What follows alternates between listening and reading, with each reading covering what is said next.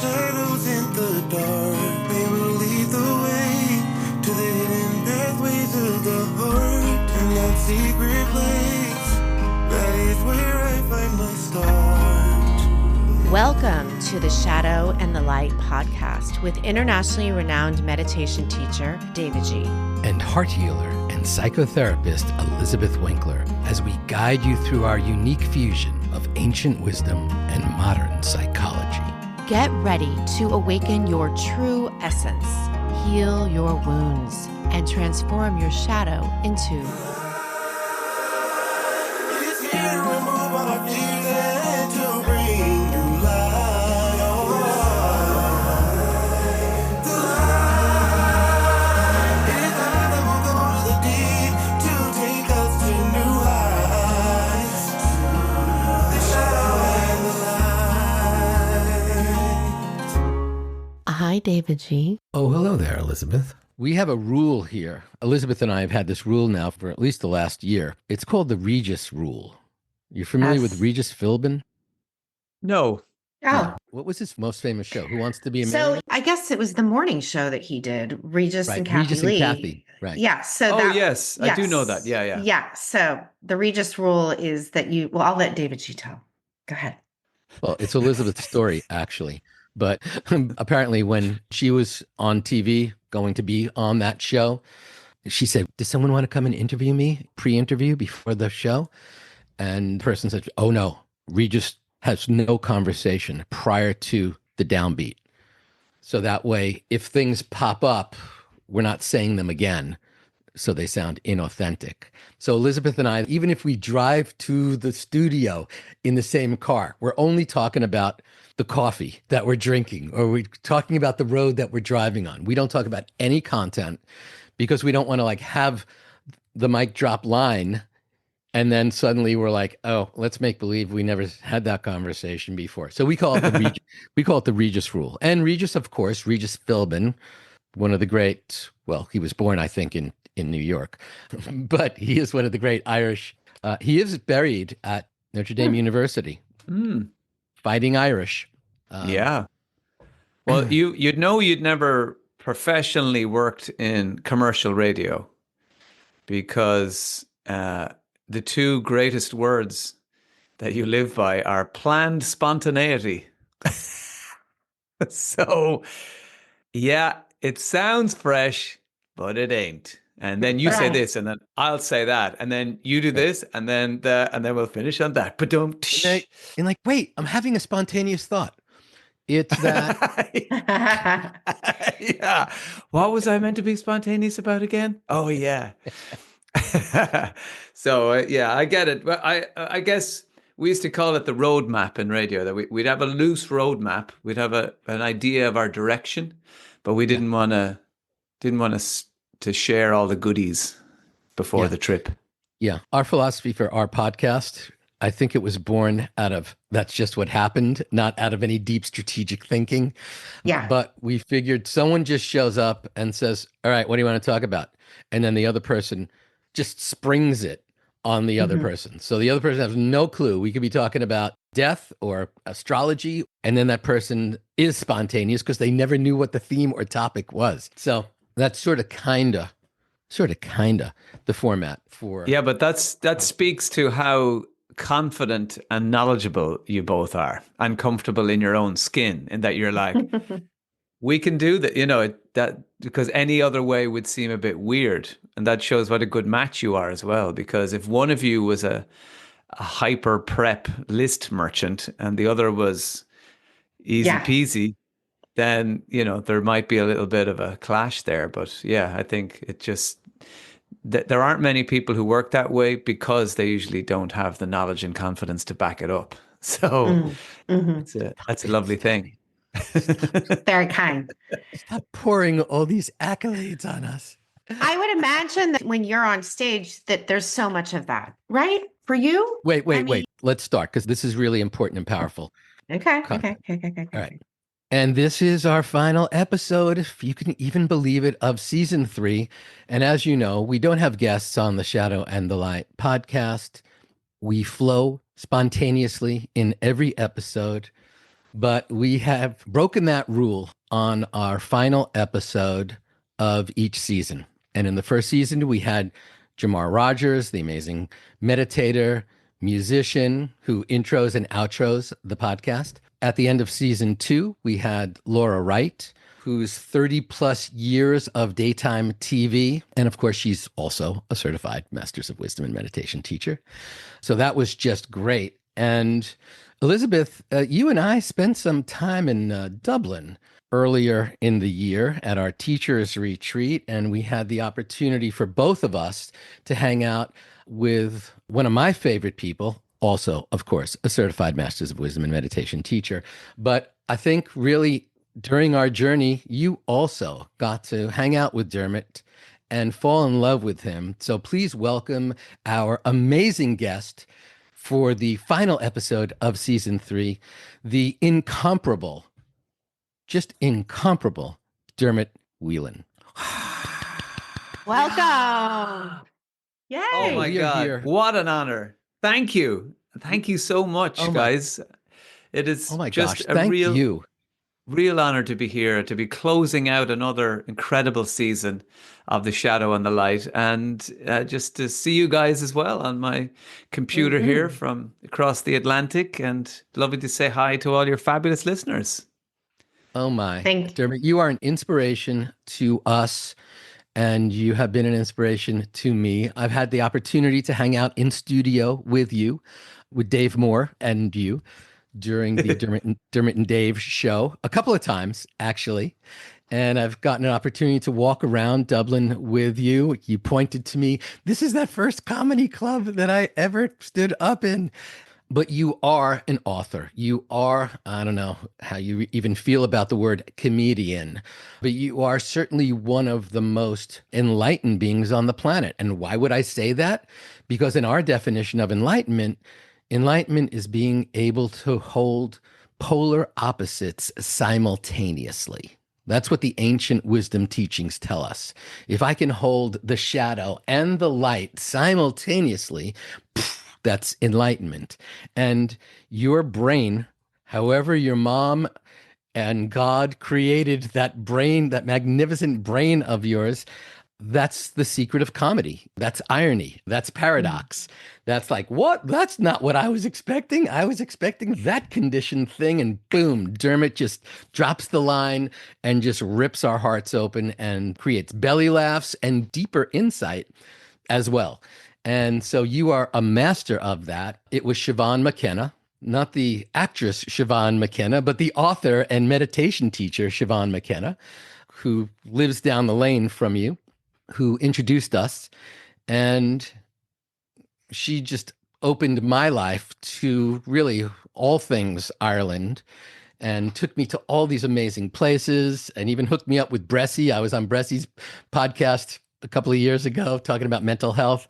And so truly one of my deepest and most beautiful connections in my life is my connection with you. And so I'm so grateful that you said yes, and here you are. And I'm so glad that Elizabeth got the opportunity to really spend time with you and see us in our weird little interplay that we had at the Sugar Club for a couple of nights.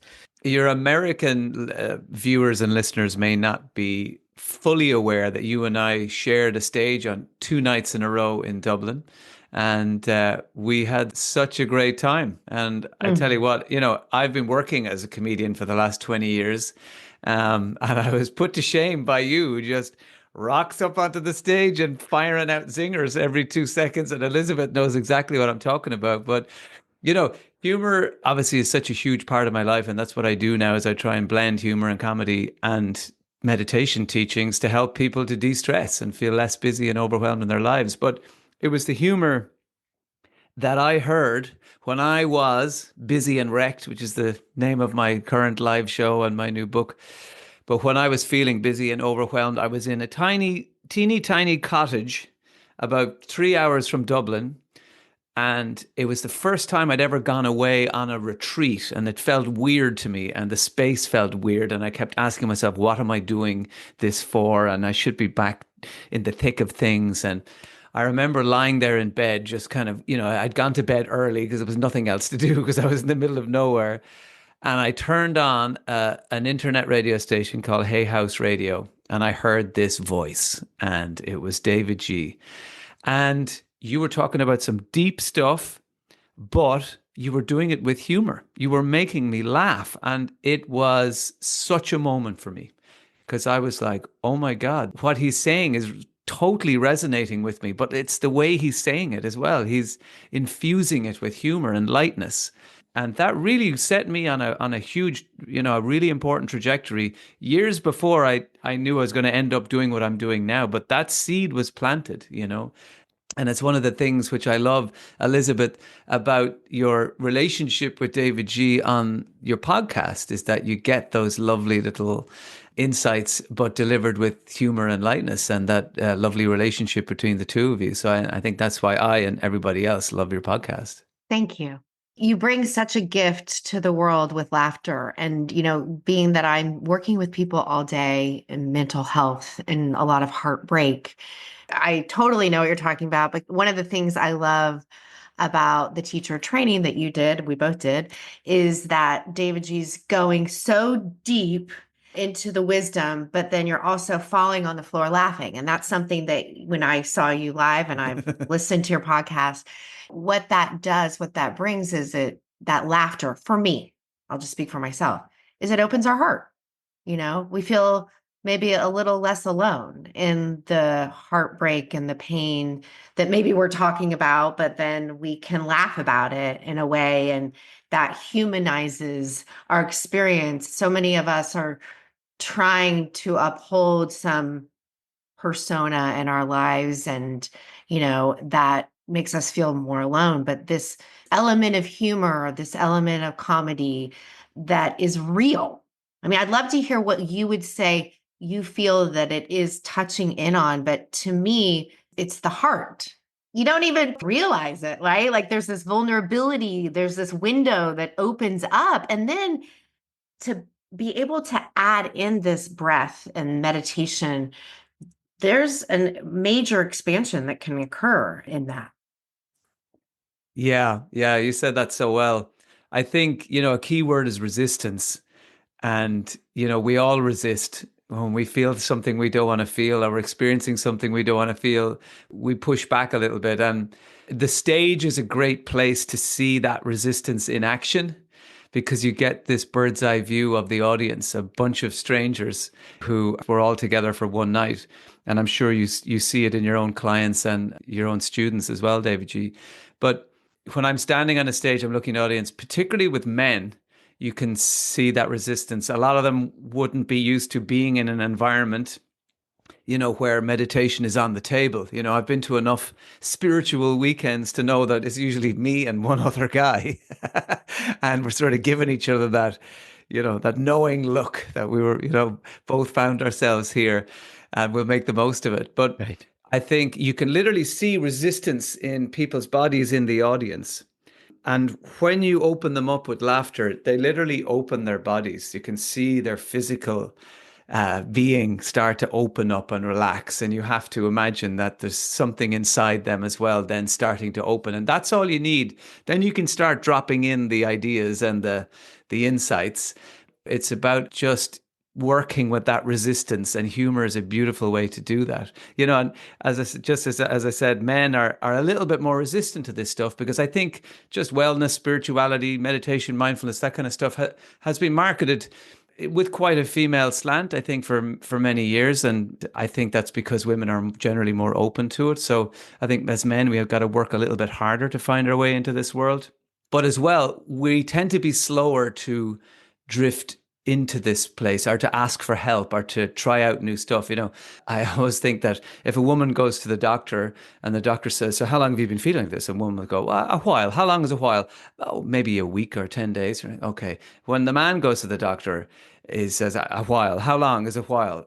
Since I was 11. So right. we will carry this stuff around and literally wait till the limbs are falling off before we actually put ourselves into a position where we're going, okay, I'm a bit vulnerable here. I think I might have to ask for help. So a long way of answering your question. I really do think humor is a beautiful lubricant for easing people into places where maybe they wouldn't have naturally gravitated to.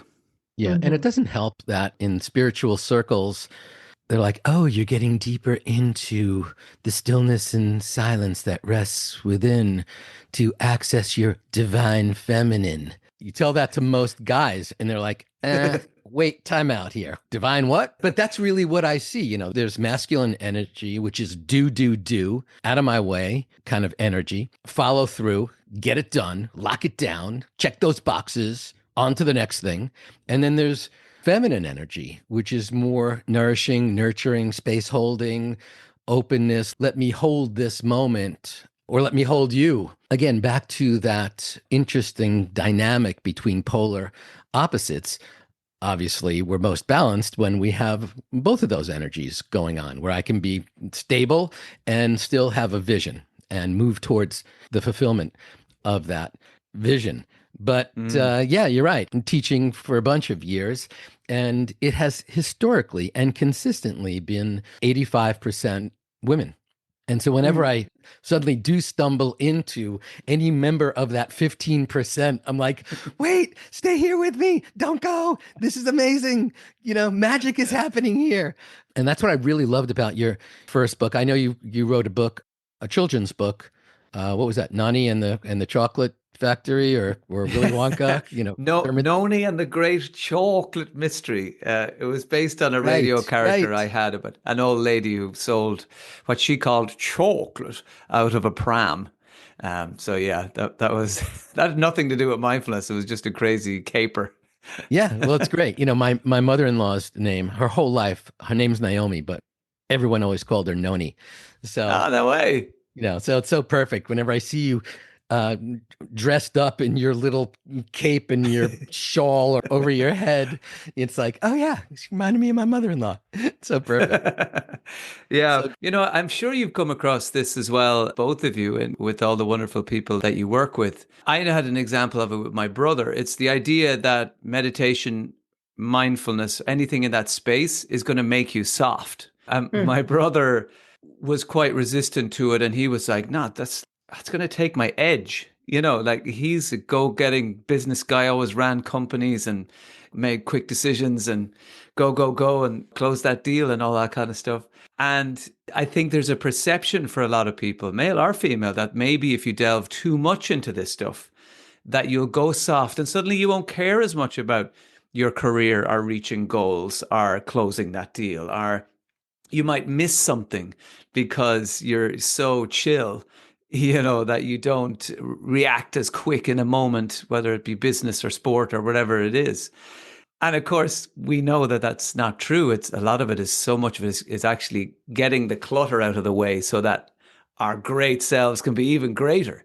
And certainly that's what I've found. But I think that is a perception that is still out there, particularly amongst men, in that this stuff is a bit fluffy, and that if you engage with it too much, that either A, people won't take you as seriously in your working or, you know, whatever environment you like to thrive in, or that it will in some way make you soft or cloudy, or you'll lose that edge that you've been relying on, you know. It's such a misinterpretation by the planet in general. I've worked with Dutch special forces and with NATO and with different police departments throughout the United States. And I even got to work with the Dublin gang unit of the Guard.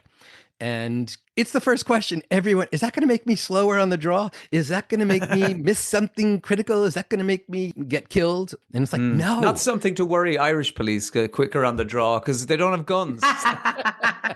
How quickly can they get their pencil to their notebook? They write down all the bad things you've done. Right. And it's part of that whole masculine persona. It's your divine masculine energy, obviously. It's such a powerful teaching that you say, even the concept, your first book on these teachings, mindful. Wait, if my mind's full, isn't that the thing I don't want to have? Don't I want the mind less? But it does. There's like the Jason Bateman podcast, The Smart Less. Isn't the mind less where we really want to be? And it's like awesome and awful. I don't want some awe. I want full on awe. I want awful. Yeah. I want mind less and awful. So that'll be my next book, Mindless and Awful. Right. Hilarious. But I found it so spectacular, even like the cover of your book, Mindful, with all that stuff going on inside. And here we are. It's the age of mindfulness. And yet, what does it really mean? And again, that speaks to your brilliance, being able to take these polar opposites. Dermot, you've probably given the same answers to this question 1,000 times, but humor our audience here just for a moment. I have a massive ego. I'm Right. happy to talk about myself all day. I keep writing books. Enough about me. What do you think about me?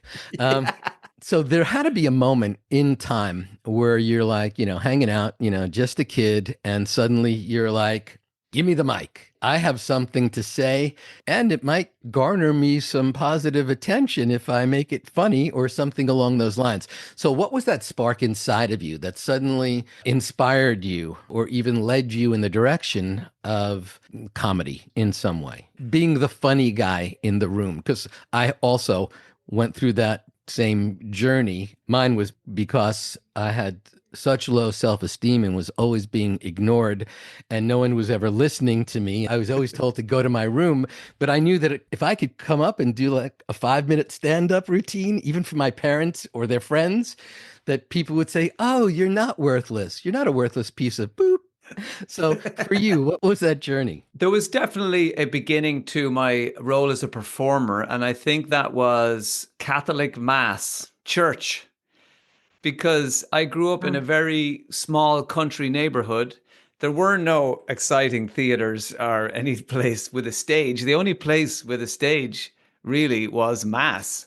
So when you're sitting in the congregation and you see altar boys and girls sitting there in front of everybody with jobs to do and their own wardrobe department, I thought, I think I'd like to get up there and see what the audience looks like from that perspective and be in everyone's gaze. So I think like a lot of comedians started off as altar boys because it was the only stage in town and you got to ring a bell and walk around and, as I say, change into exciting clothes and things. So I think it started there, but I think the humor side of stuff, I guess impressions were always part of my sort of stable. So every impressionist as well generally starts with the people around them. So my dad was the first person that I did an impression of to make the rest of my family laugh. My dad had a very particular way of eating chocolate. So as soon as he would take the chocolate out, actually, I have a little bar here I can demonstrate. He would start to open the chocolate and it automatically moved into the space of ritual. So there was a long process and the gentle and precise unfolding of the foil. And then he would begin to sort of feather it all out. And as this whole process was going, he would begin this whole cycle of sniffing. And none of us knew where it came from. I think as dads in general, you just wake up one morning and you just make weird noises. I think that's the thing. You start going and sniffing. So sniffing was one of his things. So he would go... And then he would take the tiniest bit of chocolate and put it on his tongue. And it was the most mindful chocolate eating exercise in the world. He would take this and he would sit on his tongue and he would inhale it and breathe it in. And then we'd all be watching him, with our tongues hanging out of our mouths because we were desperate for some of the chocolate. But he wasn't big into sharing it. So he would then carefully fold it back up and put it back in the box and back into the shelf. And of course, he ate so little of it that the chocolate was gradually turning white. Like the box had probably been given to him during rationing, during the war. So you wanted the chocolate, but you knew that it was so far past its sell-by date. So I guess, the comedy kind of started doing impressions of my dad and kind of moved on from there. But it's also a great survival mechanism. I'm not a particularly big guy. I was a tiny child. When I was 16, I looked 12. So you got picked on from time to time because you were an easy target, and humor was also, was a great little distractor. It was like kind of throwing in a stun grenade or something, a smoke bomb into the altercation. Distract with humor. And then I remember one day, one of the guys who I was sort of very nervous of, and the gang who might have picked on me from time to time, I overheard them saying Wheels, because I had suddenly got this nickname, and they went, Wheels is sound. And that meant that I was okay, Wheels is sound. And that's because I'd made them laugh. So that, I guess, was one of my, my little seeds that was planted there. And I realized, what, this comedy stuff could actually bring me in and out of some interesting situations. Yeah. And maybe you can't punch the 6-foot guy in the nose, but you could certainly say something that was like so brilliantly cutting, which would be more powerful even than perhaps punching him in the nose. Definitely. Yeah. A much safer approach. That's for sure. There had to be like a moment where you were on stage, you were a host, you were a comedic host of many shows in Ireland, and you were a presenter for many years. We don't have that terminology here in the States, but tons of people are presenters, but we never think of them as that. Because when someone does that, usually at the Oscars or the Grammys or the Emmys, they say something inappropriate and then get fired. So it's sort of like, it's the last funny thing that you do or the last great thing you do, and then your career is destroyed. And then maybe they forgive you or maybe they cancel you. But for you, you had this really meteoric rise of being a presenter and being a comedic host. Was a radio show first in your mind, or bumping into Dave first in your mind, that led to that amazing fusion that the two of you had? Yeah, it's funny. Well, in my early 20s, I was thinking of it today, actually. I was just chatting about it with my wife, Karina. Just a little plug for Karina. What an amazing artist. And I just actually gave someone a note card last week. And No she way. had given me like a little booklet, note cards of several of her paintings. And I just gifted that just last week. They didn't even open it. And I go, you can open it. They were just like gazing at the card going, oh, this is so beautiful. This is so amazing. Thank you for this mini painting. And I said, no, it's a card. You get to open it up. And then with something like, be still today or something, she's got these beautiful lines in there as well. So quite a creative DNA combo you have for your legacy, Yeah, they better not disappoint us. But it's funny, we have our man cave and our woman cave here at the end of our garden. And if we angle ourselves properly, we can see each other work. So I can see her painting away and she can see me pretending to work in here. But yeah, I was just chatting to her today. There was a movie being shot in our village here in Howth in Dublin. Down on the pier, and I was just reminiscing about my time as an assistant director, an AD, back in my 20s, which was a wonderful time. I spent about 5 or 6 years doing that. Learned lots of things. I learned how to smoke, drink passionately, stand around all day, tell people they can't park there, and shout, "Quiet, please, we're rolling." That was kind of it.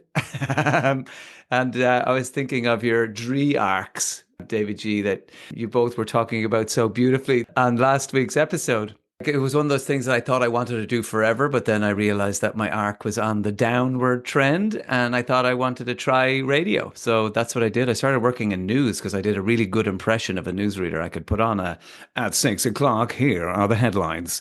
I could do one of those kind of newsy voices. So I don't know anything about current affairs or anything about the world, but I did it anyway. But actually, that was one of my first insights into the anxiety I was never really aware consciously that I had. I just thought everybody felt this way. But I remember going in to read the news after about 3 months doing the job, and I felt quite comfortable in the job. I wasn't consciously aware that I was nervous, but my throat started to close up one day as I was reading. And I was like, here are the headlines. The government said that there's, and I started to turn into Yoda. And while I was reading the news, and all my fellow newsreaders were looking at me like, what is wrong with you?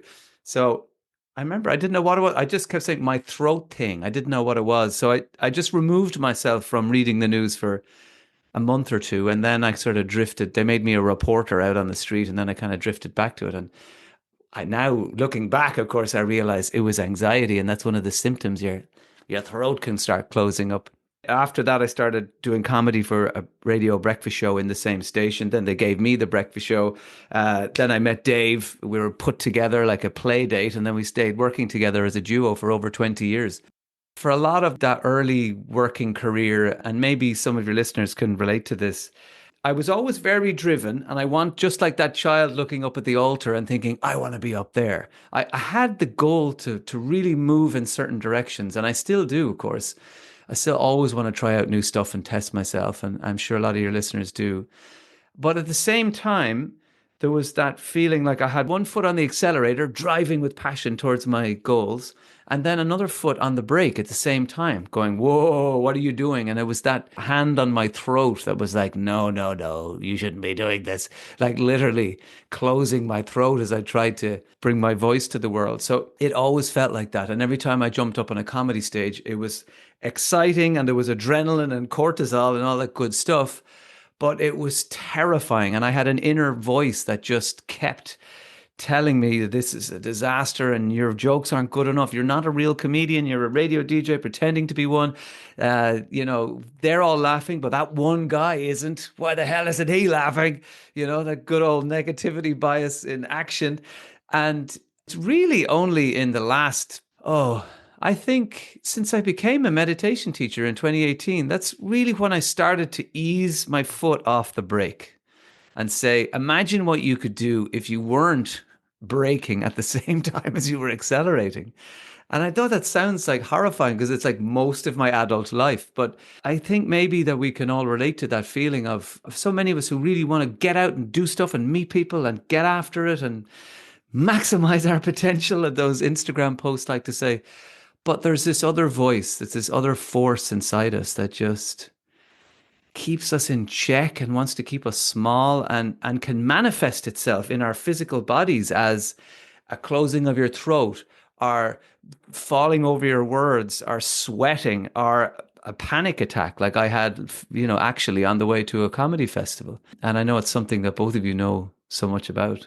I love, like, you're bringing in so much mindfulness, like when you're talking about earlier, how you're on stage and people are crossing their arms and then they start to laugh and they open, and how that's just such a teaching of, I'm all about that. I'm all about what's happening in your body.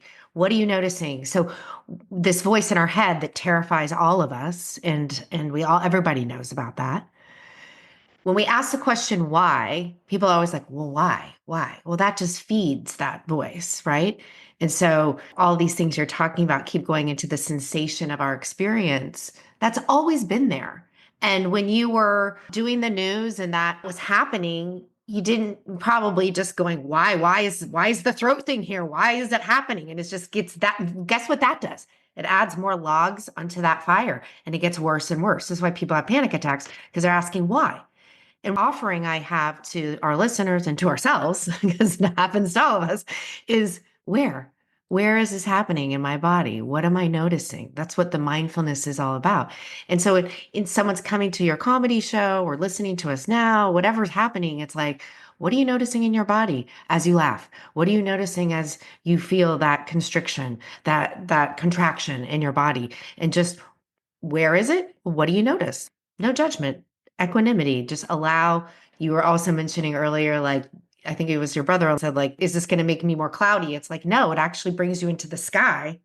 The mindfulness brings us into the sky like presence, so we can see the clouds, we can see the storm that's coming, we have a greater perspective, we zoom out, right? So I want to zoom out a little bit and offer something. Like, I don't know how old you were when you were having that throat thing, but what would you say to him, given that now you have much more wisdom and much more awareness and tools, but he didn't have those then? What could he have heard? Because there might be people listening today that don't have the tools that we have from David G's teacher training. What would you say to him? That's such a great question. I think I would ask him, what's going on for you right now? Yeah. Because I was never able to equate the physical manifestations with anything that was happening in my life. Stress. And at that time, I was being quite severely bullied by a work colleague who was older than me, who very clearly resented me getting this airtime.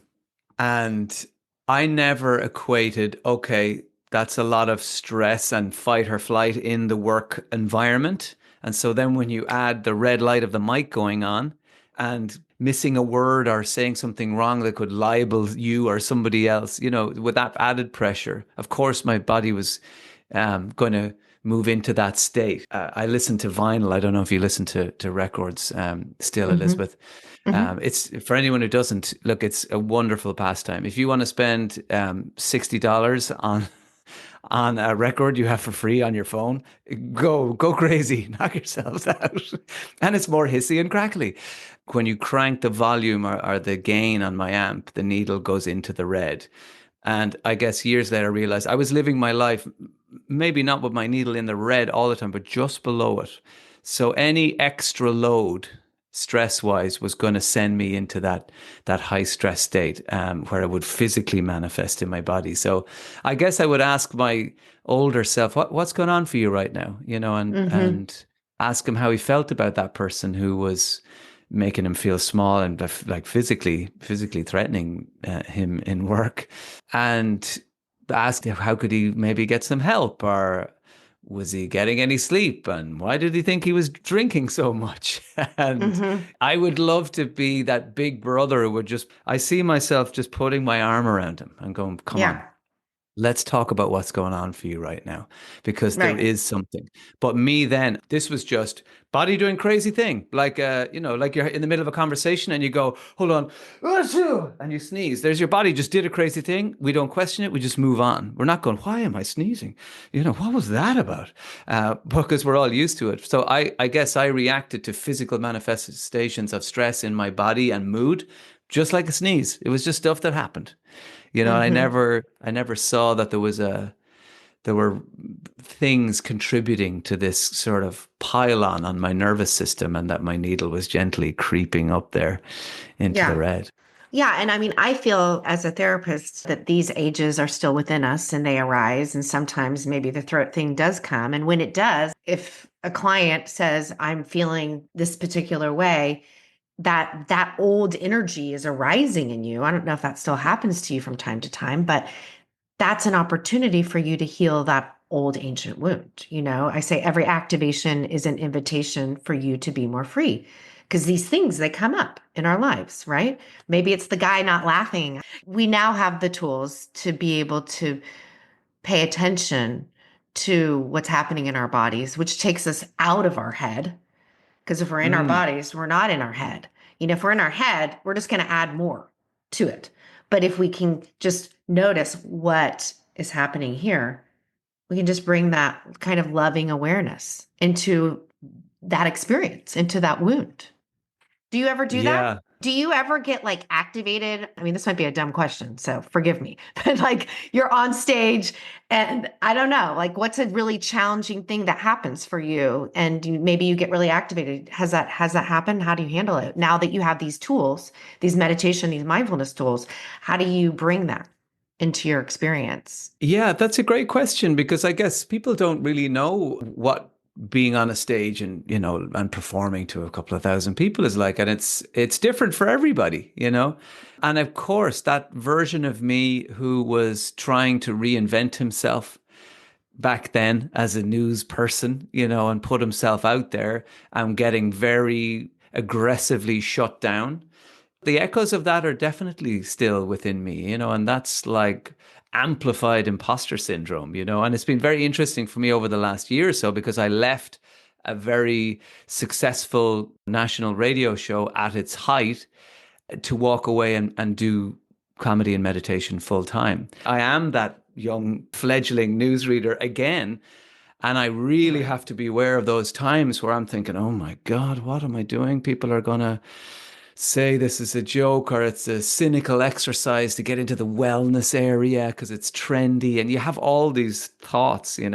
You both spoke to it so well last episode, talking about purpose and trying to navigate what our path is and all that. So yes, there are definitely moments like that. And on stage, that's amplified again. old me on stage would be thinking something goes wrong. I catch a glimpse of somebody, I catch an expression in the crowd of somebody yawning or rolling their eyes or something, and I'm gone. I'm now thinking, oh my God, they think I'm terrible. This is, I shouldn't be a comedian. I shouldn't be up here. They want the next guy to come on. He's going to be better.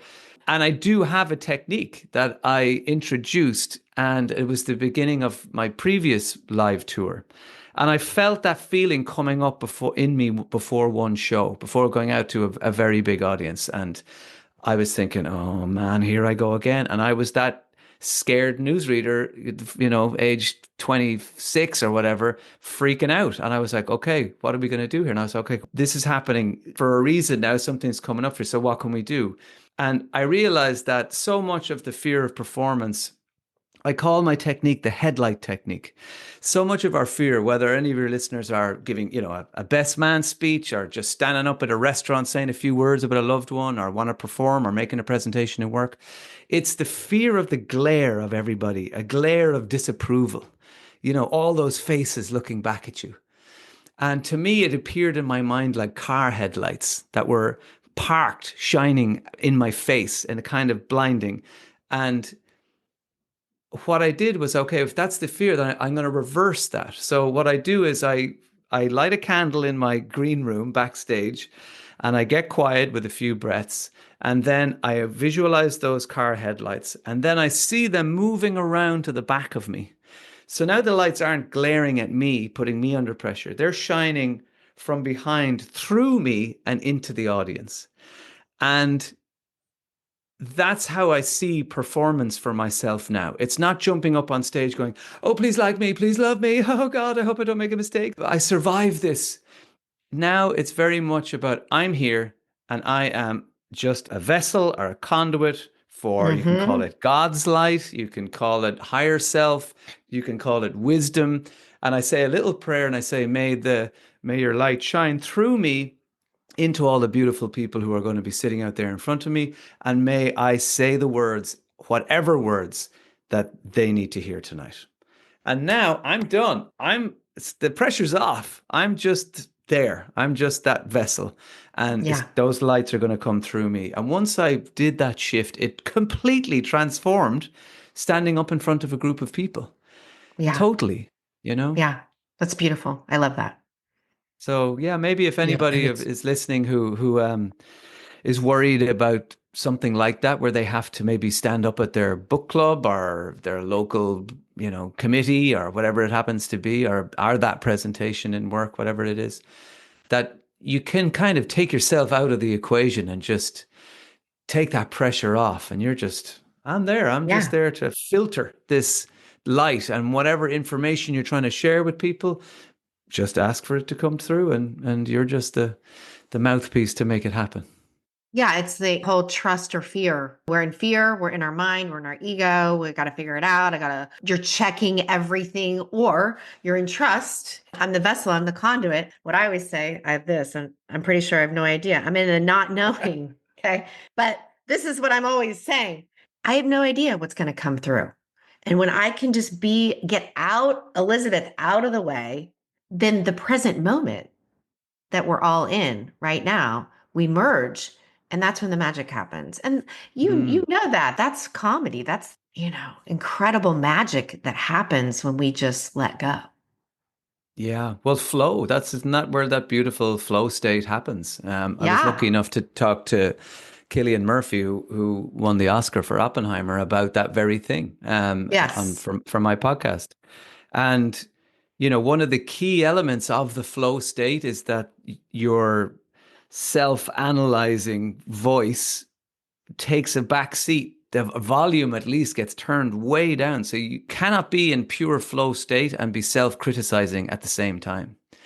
So that is one of the beautiful gifts, as you know, of practicing meditation, whatever style you're drawn to, is that because you're just massaging that beautiful empathy center in there so often, that level of internal kindness that just you keep pouring into yourself will just keep turning the volume down on that inner critical voice so that you can hit that flow state so much easier or more often or whenever you feel you need it. And that's been, I think, one of the greatest gifts that meditation has given me is the turning the volume down on that critical inner voice. Because man, I hammered the crap out of myself. And that morning I had the panic attack driving to the comedy festival. I was in full on just kicking myself around the inside of my head. And because I had been using white wine the night before to quieten that inner voice, we all know anyone who's woken up with a hangover, that voice is louder than ever, and it's there waiting for you. You're like, okay,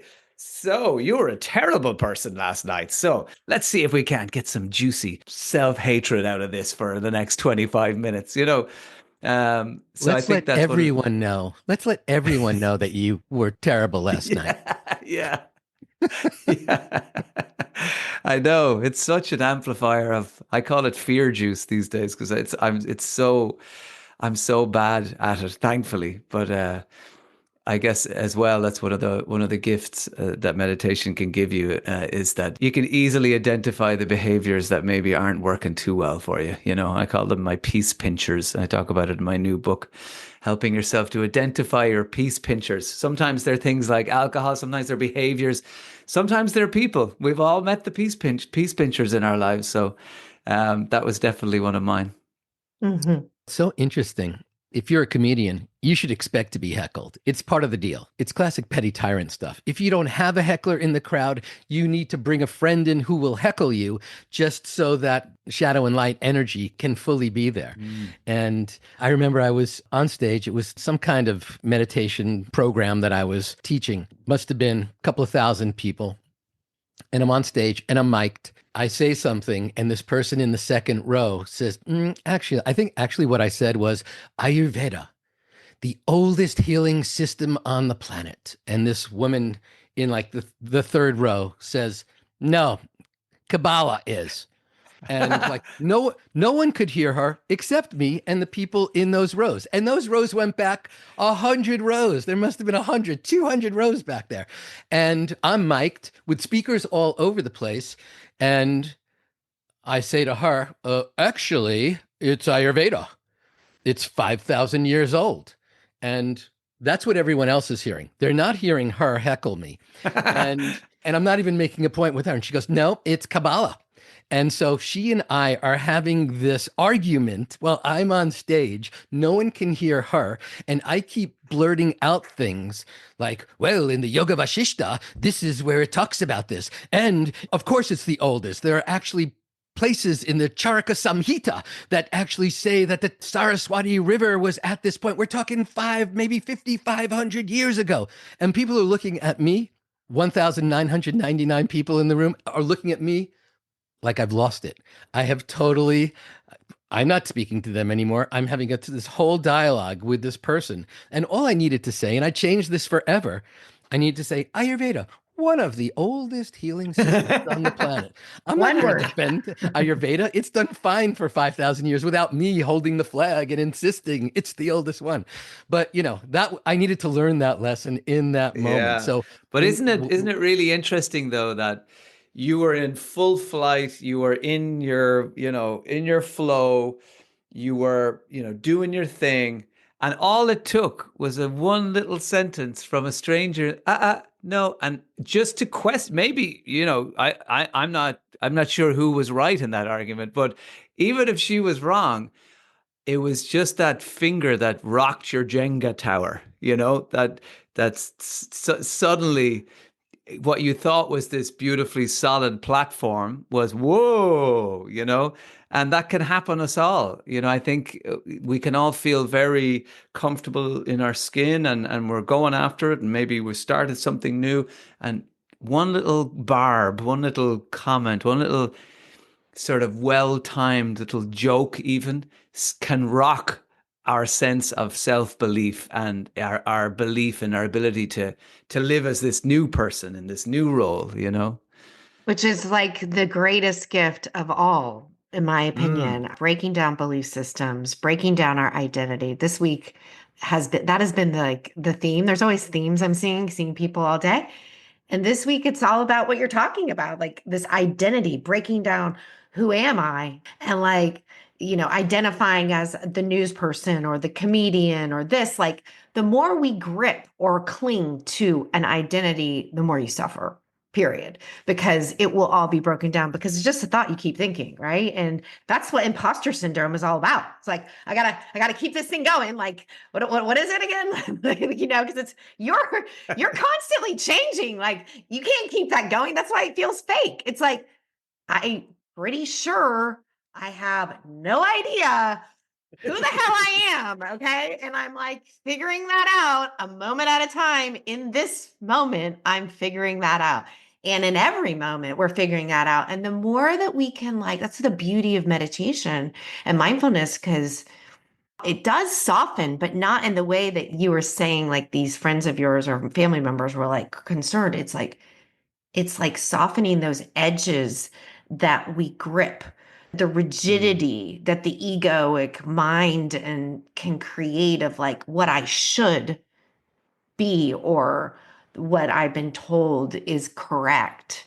My mantra, maybe, maybe not. Can I question that? And the more that we can question these beliefs and let that Jenga thing, maybe I am wrong. Okay, like cool. Like let's talk about it. Let's open up the conversation and then we get to expand into more. Yeah, yeah. A golf course is a great place, has been for me to see this in action, because you're on kind of the second hole playing with strangers, and then eventually the question will come out, so what do you do? And since I left the radio, I realized that I am really unable to answer that question. I don't know how to say what I do anymore. I was always I work on the radio. I'm a broadcaster or whatever you want to say. Now it's like and I go, oh God, here comes that question. This week I mix comedy and meditation to help people to de-stress. And that usually shuts them up. Then they're like, oh, let's go back to the golf. Yeah, this is about 200 yards. So it's been a great exercise for me in terms of, if not letting go, as you touched on there, loosening my grip, Mm-hmm. And sometimes I think we feel under pressure. People say, hey, you need to let that go. You need to let that relationship go. You need to let go of that identity that you had of that old job. And it's not easy, but letting go begins with just loosening your grip. Sometimes that's enough. That's a place to be for a while, where you haven't totally just, reinvented yourself, darlings. You're just letting go enough so that you can go, oh, okay, this is interesting. Okay. But you don't have to go the whole hog straight away, and that's been a good lesson for me in terms of over the last year or so, at this letting go of that persona. In media, they talk about the persona all the time, your radio persona, and learning to be really happy and content with this version of you that was always underneath whatever hat you were wearing, Mm-hmm. Yeah, I have a suggestion for you. The next time you're out on the links, when someone says, so what do you do? You could always reply, my very best. My very best. It's always one of those like, what? Yeah. And then usually I'll follow that up with, what's your most dominant nostril right now? Yeah. And those two pattern interrupts are like a 1-2 punch. And suddenly we're on to, where's my ball? What's going on? Yeah. But you really do realize how much of our identity is wrapped up in what we do every day. That's the question. Hey, so what do you do? And you're like, I do lots of things, but we automatically assume it's the job. That's me, and I think, I guess I've been living in the world of busyness for the last year, just researching it for my book. And you really realize how much of our busyness, how many of the reasons we stay in situations are jobs that aren't a good match for us anymore. They may have been 10 years ago, but not quite now, is because our identity is in there. So we stay in that busyness. And if there's a little feeling in your gut saying, hey, maybe you're ready to do something new, it's like, oh God, don't tell me that, because this is who I am. So I'm just going to fill my schedule even more with stuff so that I don't have to think about those deeper questions or listen to that feeling in my gut, which I christened my inner potato, because it felt like this sort of little medium-sized spud that was sitting in my gut, just gently letting me know I was ready to do something else, even if intellectually, it didn't make any sense, or financially. But yeah, I think that's why we hang on to those. We cling, we tighten our grip sometimes when we're locked into that sense of identity, particularly through our work or maybe a relationship or where you live, or and it's just a gentle loosening allows us to see other possibilities, and we start to listen to our potato. And we were speaking a lot around the time when you were internally winding down your Dermot and Dave trajectory. Yeah. And it was a leap to this other thing because, yes, you'd been on stage talking about that, but you'd never been on stage, I'm guessing. I'll go out on a limb here. You'd never been on stage before and said, "Hello, people. Let's take a long, slow, deep breath in and allow our eyelids to ever so gently float closed, my people," right? You'd never done that one before. So that first moment when you were on stage, and I know you probably had to like set it up a lot to get people to, "I've read this guy's book, Mindful. I've listened to him for 20 years on the radio, and now he's going to tell me to what?" And so what was going on inside of you when right before you were going to guide people just to connect to the present moment in an overt way, like mindfulness? Oh, wow. Well, I know it was like all things, particularly on the back of a book, it can sound like you made life decisions. Your life is nothing but these glorious aha moments that you suddenly leapt into action. I think we all know these things are a slow burn. And the insights generally come after a period of massive discomfort. So I was very just disillusioned with my radio job and having a civil war in my head between the part of me is like, just go in and do the job. It's a great job. It's well paid. People love the show. You're working with your best friend. You're having a laugh. Are you crazy? And then the other part going, doesn't suit you anymore and you're not happy and it's draining you and you're exhausted after work and you keep daydreaming about doing other things, and this meditation thing is far more than just this background thing. I think you could do this. You heard that guy davidji, he was making people laugh and I think you could do that. You're like, no, shut up, this is terribly risky. So there was a good period of that. When I did the Master of Wisdom and Meditation teacher training with your wonderful self, I had no intention of becoming a teacher when I embarked on that.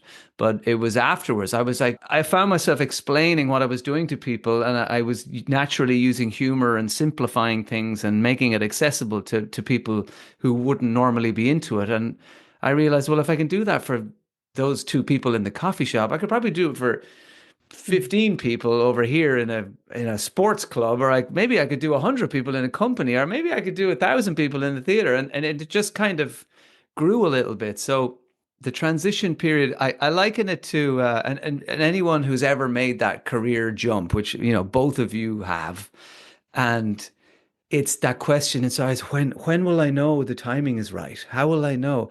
And I got the image of Indiana Jones or Harrison Ford is Raiders of the Lost Ark. He's galloping, he's on the horse, and the train, he's catching up on the train, and they're going kind of side by side. And then at some point, he decides, okay, now, and he jumps and he catches onto the side of the train, and he leaves the horse behind, and he goes in this new vehicle. And I think so many moments that are in our life are like that, particularly with a job or career or taking a risk on a new identity for yourself. There comes a point where you just instinctively know, now, jump, and you have to be prepared to get it wrong.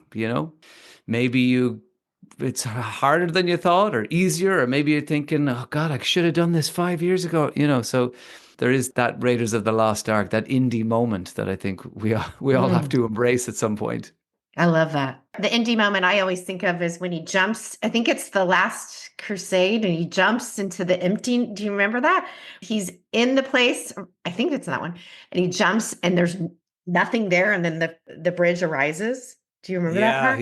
He steps out. Yeah. Yeah. It's trust. It's trust, trusting that potato, the inner potato. That, like, when you were talking about the potato, I'm like, here's the Driarch. Like, here, you're coming down. This is the potato. He's right here. I'm going to draw a little potato here now, moving forward. Yeah. But yeah, I mean, it's honoring that deeper I don't really even think it's a voice personally. I think the voice in your head, nothing to listen to. Mm. To me, it's beyond voice. I don't know how to describe it. I don't have words for it. It's a feeling, it's an energy. It's again, words fail Yeah. me. So frustrating when you're like talking to a financial advisor or your partner Right. or somebody you've worked with, and they're like, why, what do you feel, what are you thinking? Why? And you're like, it's kind of a gut, it's kind of an energy, it's kind Yeah, yeah, it's kind yeah. of a calling. And you're like, Yeah. they all sound like you're suddenly robbing all your vocabulary from the Old Testament or something, you know? Right. It's the force. The force. Yeah. You know, yeah, Because no, that's but not what the intellectual side of your brain wants to hear when you're making big decisions that could be affecting more people than you. It doesn't want right. fluffy, vague words. It wants the definitive, helpful, perfect vocabulary. But that all goes out the window when you're in one of those little changing junctions, you know? That internal quest for certainty that we think if I Yeah. can just have certainty, then, but we don't realize that, okay, now you have certainty. Oh, the wind blew. Now you have uncertainty again. So you have flickers throughout your life of certainty where you're like, yes. And then as that word fades into the ether, uncertainty arises. Boom, here it is again. So if we can Yeah. remind ourselves, it's uncertain, but it's infinite possibilities. This is the path where we Uncertainty. actually get to step up and then lean into something that we never even visioned before. Dermot, here you are, mindful, smash success. It was the number one book in Ireland for I don't know how many weeks and months.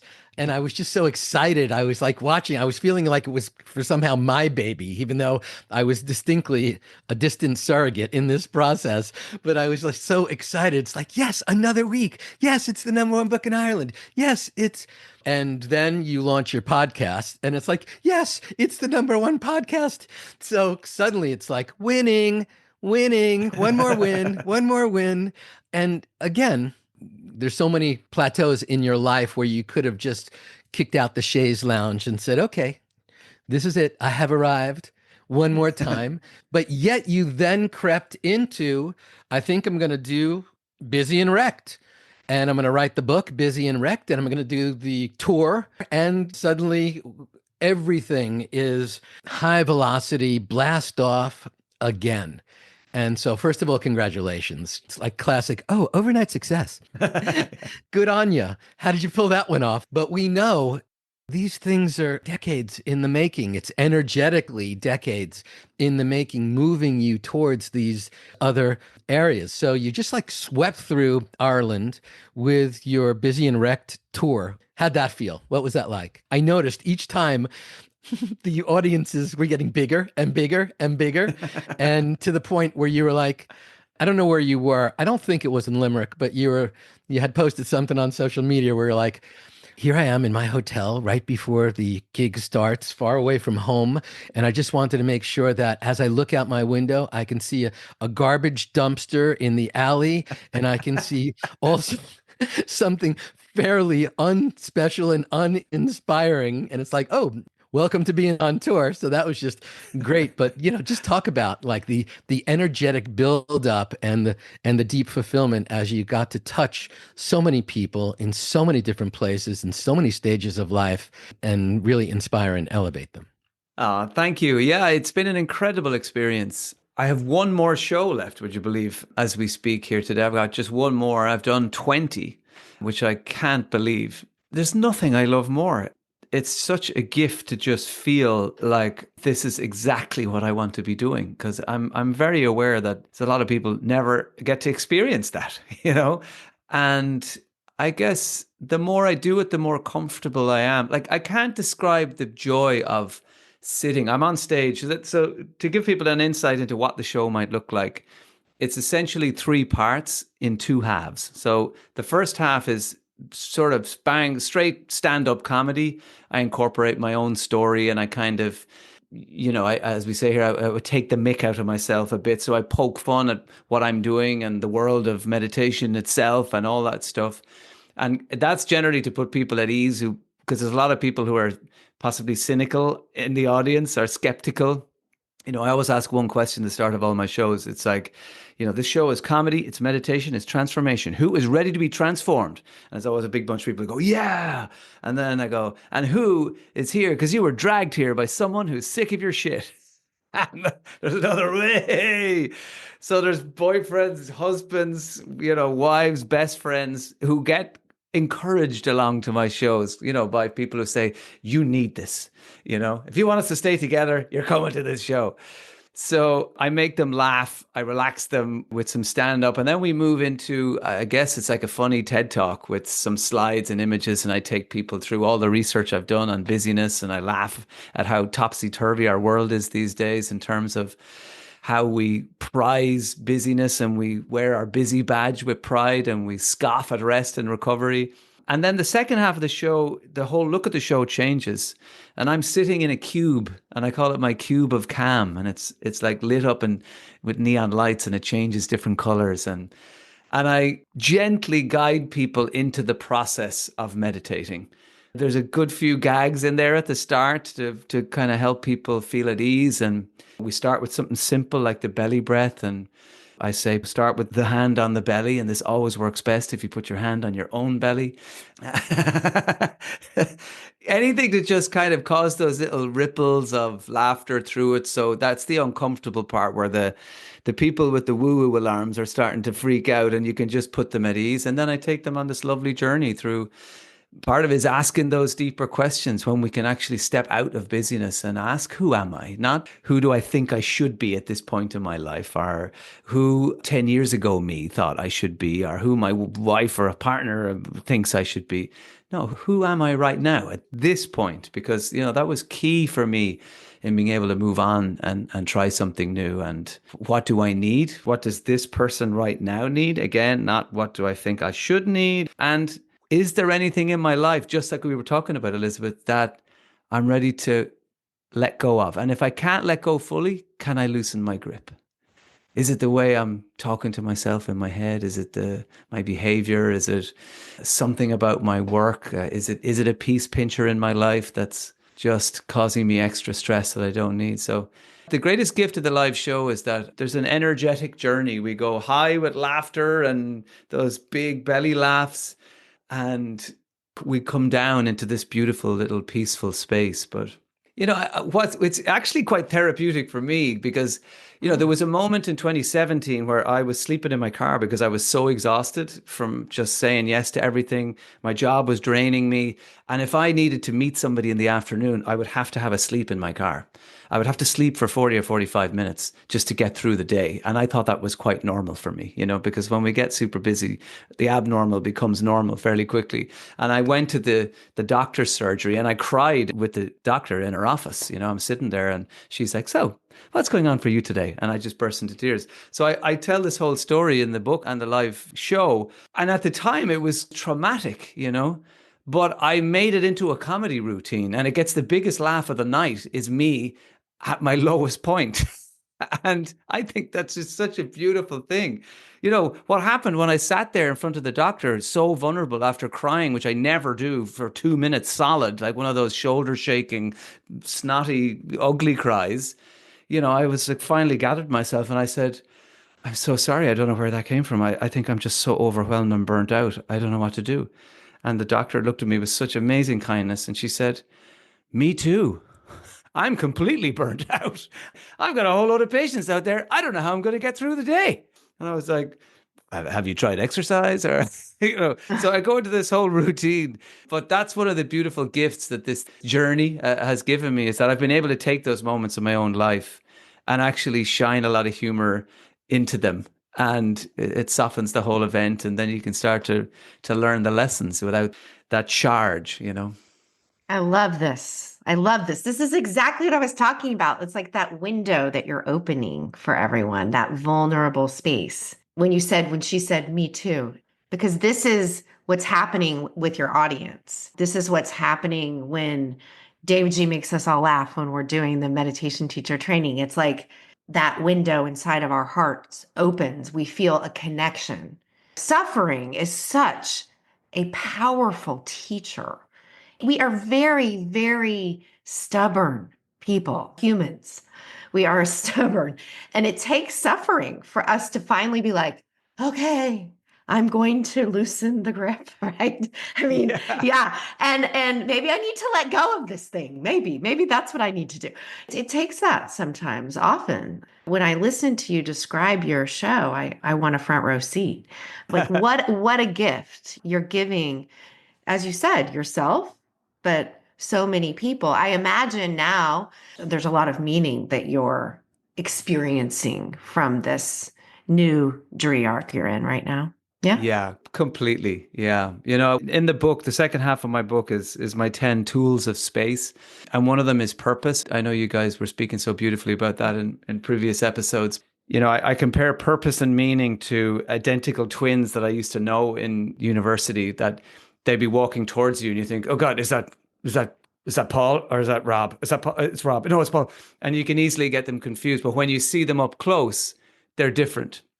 And purpose and meaning are kind of like that for me, you know, where meaning is that extra juice that suddenly comes out of the things that we're doing. And it's transient. You know, we can be in a meaningful relationship, but that relationship can end. It can lose its meaning, you know. And so I found that the meaning was slowly sliding out of my day-to-day radio gig, which had tremendous meaning for me before. And it was now growing up these little green shoots of meaning in these other spaces. So that's what it gives me, is this incredible sense of fulfillment. And as a result, this sense of purpose, you know, and I think purpose is really, what impact do we want to have on the world around us, you know, and I can feel that, I can see it, you know, and of course I get to meet people after the shows as I'm doing selfies and signing books because I have a massive ego, but I get to talk to them. I get to meet people and hear their stories and see that ripple, you know, that davidji always speaks so beautifully about. So yeah, it is that beautiful blend of purpose and meaning. Mm-hmm. This client of mine had told me about this man who had 3 brushes with death. He was struck by lightning and heart attack, and I think struck by lightning again. Okay. But he had this life review when he was He dying, really but came back. he should let go of that 50-foot metal pole he walks I around know. with. I Why does know. this keep happening to me? How am I so Can I get a refund on that umbrella?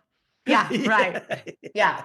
He was surprised by his life review. It was these little moments. It was not the big moments. It was, he smiled at a stranger, and in the life review, it showed the ripple that brought into all the people, that the domino effect of that. What Elizabeth's And referring to when she talks about this life review, for our listeners who don't know what that is, it's that moment when you're sitting in front of some divine creator. Let's flash your life, all the years in 15 seconds. And we've all heard about that and had that perhaps happen even to us. But in the depths of those, we think we're going to see all these giant moments. Oh, the giving birth moment and the marriage moment and the getting the job moment. And really what you're speaking to, it's everything in between. right. And also, I think so many of our shoulds are like, fear of, how am I going to be judged? You know, especially if you were raised in like particular religions, it's like, okay, well, I'm going to be judged by that I didn't do the thing, right? We think that we're going to be seeing all the beautiful moments. It could be how I fail. So I was told that months ago, and it totally shifted everything for me. And I think it's just an important thing to bring into what you're talking about with this life and Yeah. purpose and ripple, that, you know, we just don't know.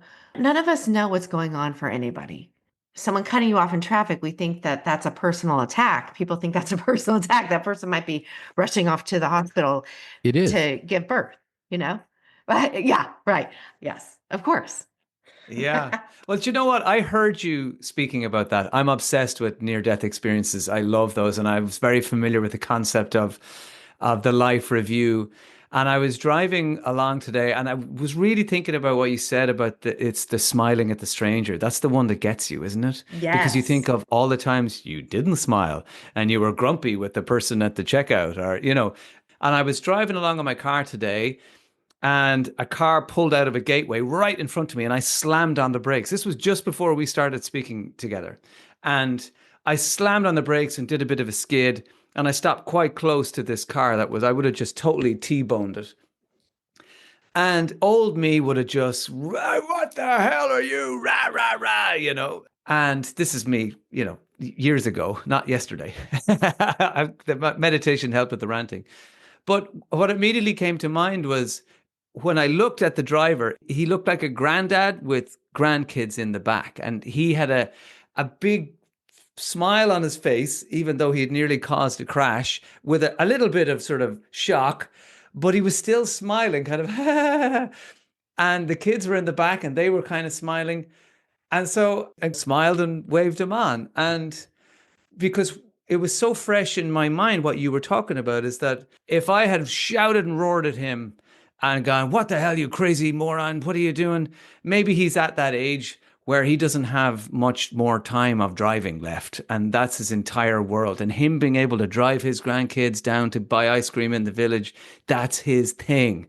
You know, and what would have been the ripple effect of me making him feel like a complete fool and that he'd, you know, maybe he should stop driving if he keeps having more of those incidences. But how I reacted in that moment could have been one of those near-death experience life review things where you're going, you didn't give this guy a hard time.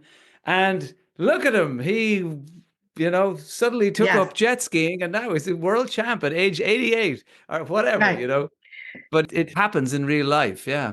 Absolutely. And also you gifted yourself because you're free. You had an exchange. It's back and forth. It's not only them. You're receiving this grandfather, this children. You're receiving the humanity, that Me Too moment. That again, okay, Me Too has a whole other context. Let's call this also me. Also me. Right. Not to be confused. It's about connection. That's what it's about. What are we bringing to the spaces and time? I did some research a while ago on like waiting, and we spend 5 years waiting in lines, in traffic. Can we use our waiting time as a mindfulness practice? So when I'm waiting in traffic or I'm waiting in line or whatever, shift that into, what am I noticing is happening in my body? Or what am I noticing is happening around me? These are those little moments, those spaces in between apparently the most important things, right? Where I'm going, or maybe not. Maybe those are the moments that make life meaningful, but we have to choose to inject or lean in with love or peace or curiosity or whatever it is. Yeah, these are opportunities. These are powerful opportunities. We beg for these moments, the space between. We beg for it. Dermot, you were napping in your car. This is why COVID came to visit us, because everyone was saying, I just need a break. I just need to catch my breath. I just need things to slow down. We didn't think it would happen like it did, but power of prayer, we co-created that one. And so these are gifts. And we could think, I ordered my coffee. It'll take 6 minutes. Let me scroll mindlessly for the text that didn't come and for my emails that didn't come and see if anyone liked me on the social media post that didn't happen. Or we could actually take a step back and take a breath and actually rejuvenate ourselves in the space between. And you are a master of it, Dermot. Elizabeth, you are a master of it. Hopefully our listeners are really tapping into that, because it's the secret to everything. It's the yoga sta. Connect to the present moment and then get busy and then do your thing. But if you can just embrace that present moment and celebrate that present moment, and even just close your eyes and take one breath, or while you're driving, don't close your eyes and just take one deep breath. We never do that. We're just so busy and wrecked. Who would ever take the opportunity to do that? Dermot, people can pre-order your book right now, but people will be listening to this podcast long after April 3rd. And so I don't even want to say pre-order, because for years, people are going to be ordering outright and grabbing that book and bringing it into their life. We're so grateful that you've taken the time to hang out with us. It's fairly evident that we could keep rolling for another 5 hours or 5 days of convo. Are there any final words you'd like to share with at least our audience, which you should know, our number one city on the planet, 10% of our listeners, Dublin. So, and another 2%, the rest of Ireland. So come on, Cork, pull your weight. Dublin's been pulling your weight for centuries. Now it's time for you to step it up. Anything you would like to share to sort of like bring us home? You know, there's a word that runs right the way through my book, which I think just ties into so much of what we've been talking about, and that is akasha, space. And for me, that has become the word that sits in the background of everything that I do these days. It has completely shifted my perception of my world and the world around me. It actually came to me on a run, would you believe? I was running and I began to repeat the word akasha and tap my chest. And I was like, I am literally losing my marbles. What is happening? Akasha, akasha. So when I got home, I Googled it. And sure enough, there it was, space, ether, the space between the notes, the space that holds sound. And I was like, there's got to be something to this. And it has continued to grow in my life. And I guess what I would like to say to people is that the world is so set up for busyness and distraction at the moment. There are the world's greatest psychologists paid the world's greatest amount of money to pull your attention here, there, and everywhere, most notably out of the present moment. But science tells us the more we can pop in there, even for a few moments, the happier we will be, the more content we will be.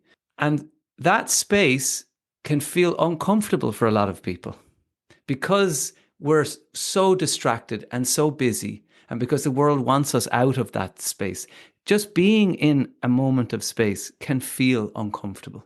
So don't worry if you tried to meditate and it felt weird or strange, or if you feel awkward in conversations, if you feel you need to fill the space, you know, in chats with somebody with noises or words. Or the more we step into that space and make ourselves okay with uncertainty, and okay with not knowing who we are or what our purpose is at this moment in time, the more we can just settle into our little cube of calm, our space, you will become comfortable with all it has to offer, and you'll find the answers in there. So akasha is the key. And I hope that people find it when they read the book. So beautiful. So I love it. So perfect.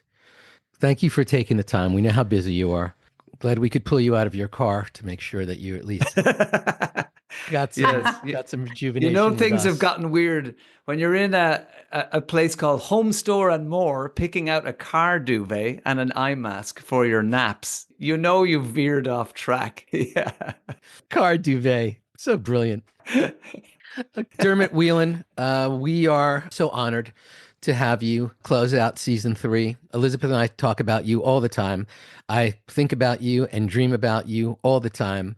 I follow you everywhere you go, either in person or through social media, or wherever I can track you down. Keep leading the way. Thank you so much for everything that you do.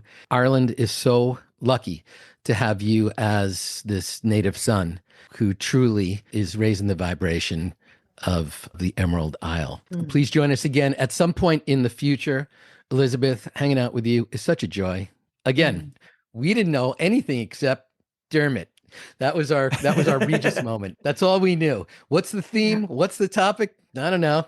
Dermot Whelan.